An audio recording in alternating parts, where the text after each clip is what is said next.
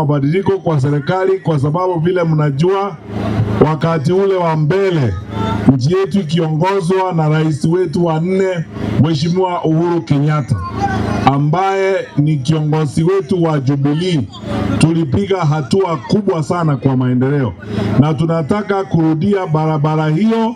Tuhakikishe kwamba panapo majaliwa ya Mwenyezi Mungu tutafanya yale ambayo itawezekana